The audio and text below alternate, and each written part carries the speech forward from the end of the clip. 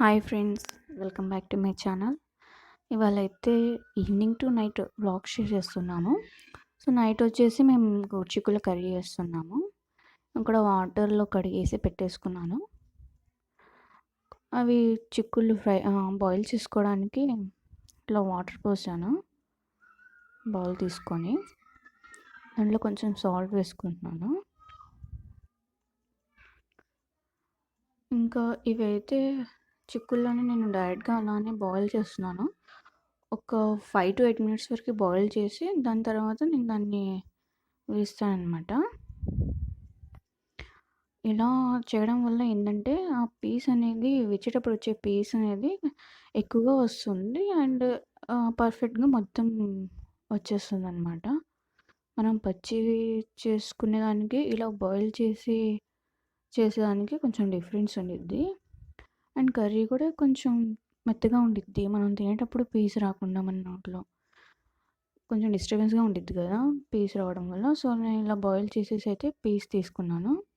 And ఇంకా normal routine మనం ఎలా కర్రీ చేసుకుంటామో అలాగే, కాకపోతే ఫస్ట్ ఇక్కడ టొమాటోస్ ఫ్రై చేసుకున్నాను. ఎందుకంటే అవి కొంచెం బాయిల్ అయ్యాయి కదా ఇలాగా. మీలో ఎంతమంది నాలాగా ఇలా బాయిల్ చేసి కర్రీ చేస్తున్నారు మెసేజ్ పెట్టండి నాకు కామెంట్ బాక్స్లో.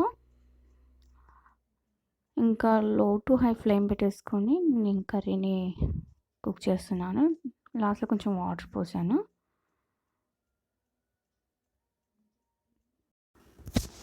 ఇంకా అంతే ఫ్రెండ్స్, ఇంకా కర్రీకి ఎండ్ కార్డ్ వేసేద్దామని చెప్పేసి ఇంకా లాస్ట్లో కొంచెం కొత్తిమీరని వేసేసుకుంటున్నాను నేను ఇక్కడ.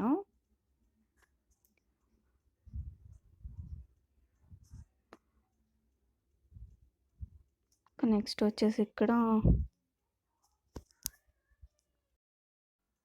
రైస్ పెట్టేస్తున్నాను.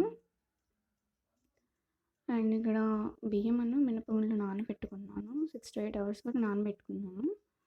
2 times వాష్ చేసి ఇంకా జార్లో వేసుకుంటున్నాను గ్రైండ్ చేసుకుందామని.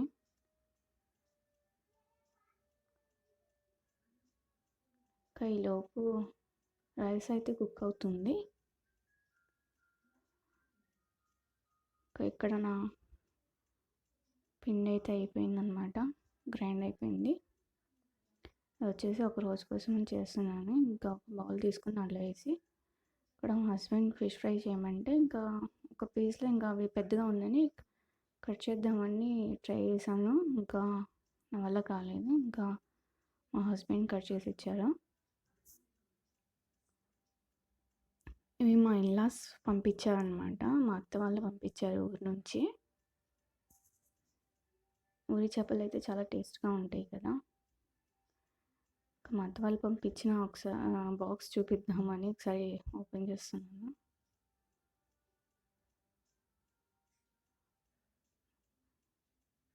ఇంకా కడిగేసి ఉప్పు పసుపు కలిపేశారనమాట అక్కడే.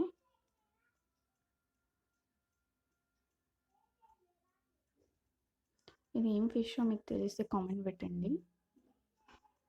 ఇక్కడ వచ్చేసి ఆయిల్ వేసుకుంటున్నాను ప్యాన్ మీద.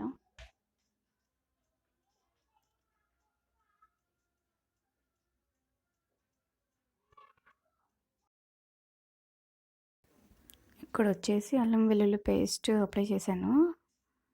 చేసేసి ఇంకా ప్యాన్ మీద వేస్తున్నాను.